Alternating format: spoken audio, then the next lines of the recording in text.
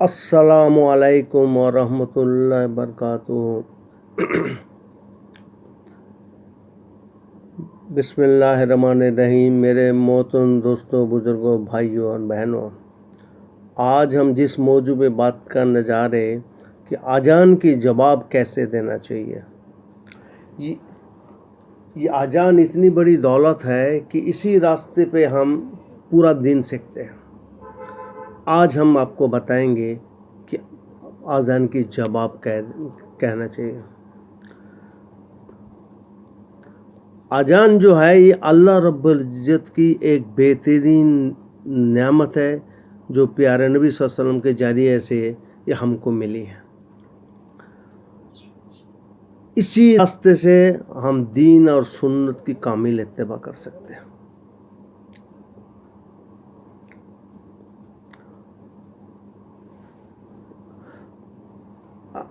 اذان اتنی قیمتی چیز ہے کہ اللہ رب العزت روزانہ 5 مرتبہ اپنے گھروں میں بلاتے ہیں۔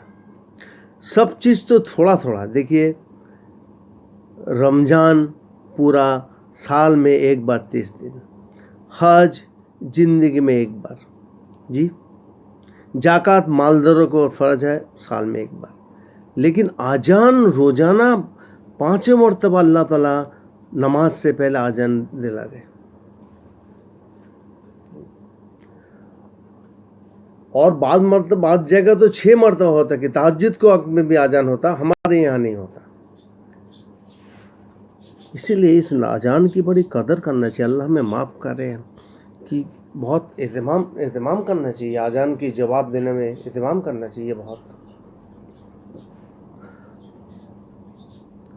اللہ کے نبی صلی اللہ علیہ وسلم جب اذان ہوتے تھے سب کچھ بھول جاتے تھے اور اذان کی طرف متوجہ ہو جاتے تھے اور پھر اذان کی جواب دیتے تھے۔ کیا بڑا اللہ کے نبی نے کیا مثال قائم کی اذان کے وقت میں کہ آپ سب کچھ بھول جاتے تھے۔ اللہ کی عظمت، اللہ کی بڑائی کی عظمت۔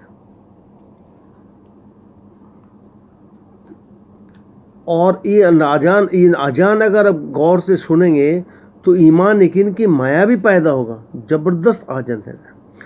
اب ہم بتا رہے جس ٹائم مؤذن اذان دیتے ہیں تو آپ یہ کام کیجئے کہ اپنا دل کے رخ یعنی دل کی فوکس کانوں کی طرف کیجئے کہ مؤذن اذان دے رہے، آپ دل کے جو فوکس ہے کانوں کی طرف کیجئے، جس سے کان جو ہے اذان کو اچھی سے سنیں کہ مؤذن کیا فرما رہے ہیں۔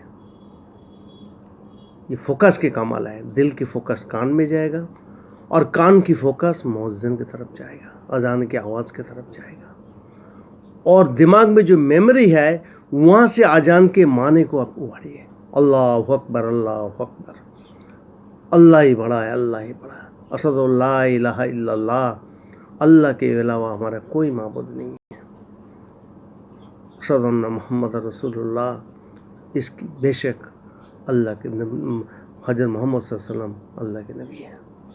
یہ بات یادداشت میں میموری میں سے اگاڑی، اس بات کو میموریز میں دنیا بھر کی باتیں جمع ہوا ہے۔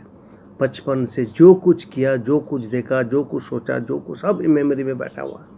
اس میموری سے میں بھی اذان کے معنی بھی بیٹھا ہوا، تو اس کو اگاڑیے وہاں سے کہ میموری سوچے اللہ کے بڑائی کے بارے میں، اور پھر اس کے بعد زبان میں آئیے، یعنی اللہ کی جو بڑائی آپ نے کہا زبان سے اللہ اکبر اذان کے جواب کہیے۔ تو یہ ڈائنا سرکل سے چلے گا، دل سے کان، کان سے مؤذن، اور مؤذن کے لفظ کو جو ہے وہ یادداشت سے اس کو ابھارنا ہے، میموری سے اللہ کے بڑائی جیسے میں نے کہا، اور زبان سے اللہ کی جواب، اللہ کے اذان کی جواب دینا ہے۔ تو یہ سرکل پہ چلیں گے تو دیکھیں گے اللہ کے ذات سے امید ہے آپ کے دل جو ہے یہ نور سے بھر جائے گا۔ اتنی بڑی یہ دولت ہے کہ اللہ اکبر۔ ہم کو تو ہمارا دل دماغ میں اذان کی آواز ذریعے سے ہمارا دل دماغ میں وہ بات بیٹھ جائے۔ تو یہ ہے اذان سننے کا طریقہ جی. اور پھر اس کے بعد اذان کے جو مسنون دعا ہے وہ آپ پڑھتے رہیے جی. وہ ہے جو مسنون دعا اللہ تعالیٰ نے نبی صلی اللہ علیہ وسلم نے سکھائی، وہ مسنون دعائیں پڑھے جی. تو اس سے جو ہے کہ اللہ کے راستے امید ہے اذان میں بھی دل لگے گا، اور اذان کے ذریعے سے بہت بڑا ایمان یقین دلوں کے اندر پیدا ہوگا. آج تو کیا ہے، اللہ معاف کرے، اذان کے ٹائم میں ہمارا دماغ ادھر ادھر جو ہے ادھر ادھر چلی جاتی ہے، تو باتیں کرنے لگتا ہے جیسے اذان کی کوئی عظمت نہیں ہے. یہ اذان کے ادب کے خلاف ہے. اللہ بھائی ہماری حفاظت فرمائے. اور ایک بات بتاؤں کہ بہت ساری چیز کیا ہوتا ہے اذان کے ٹائم میں اور بھی عبادت کے ٹائم میں، بہت سارے ڈسٹریکشن ادھر ادھر کی بات وسوسہ سے، دل کی وسوسہ سے اٹھتے رہتے ہیں. نفس شیطان دل کی وسوسہ سے بات کو اٹھاتے ہیں، جس سے جو ہے کہ دماغ سوچنے لگے. اب جب دماغ سوچنے لگے گا تو یہ بھٹکے گا. دوسری بات، اس کو روکنا ہے، دل کے کوئی وسوسہ اٹھ کے ہمارا سوچ کو ٹھیک نہ کر دے.